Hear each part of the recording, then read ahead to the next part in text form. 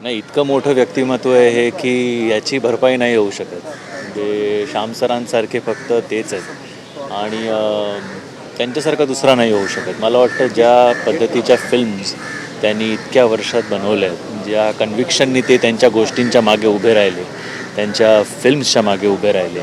मला वाटतं आज म्हणूनच आपण जे पॅरलल इंडस्ट्री ज्याला जिवंत ठेवण्यामागे, मोठं करण्यामागे त्यांचा सगळ्यात मोठा हात आहे आणि मी खूप भाग्यवान आहे की मला त्यांच्याबरोबर काम करायचा एक चान्स मिळाला वेलकम टू सज्जनपूरमध्ये आणि त्या आठवणी आजही इतक्या फ्रेश आहेत की म्हणजे जवळजवळ 14-18-15 वर्ष झाली असतील, पण आजही त्या आठवणी तितक्याच फ्रेश आहेत आणि त्याचं एकमेव कारण म्हणजे श्याम सर. सो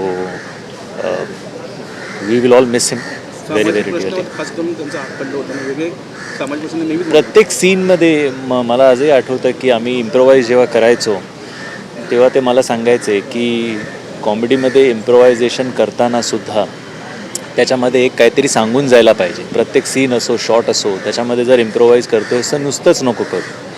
त्यातनं काहीतरी एक आपण सामाजिक वक्तव्य तुझ्याकडनं जर का होत असेल तर त्याला जास्त सबस्टन्स, जास्त ग्रॅव्हिटी येते.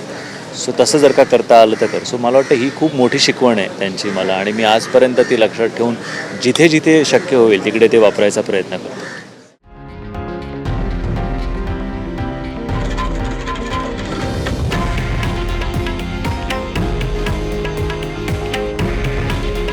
हे आहे देशातील नंबर 1 न्यूज नेटवर्क आणि आपण पाहत आहात TV9 मराठी. काळजी तुमची, हित महाराष्ट्राचं.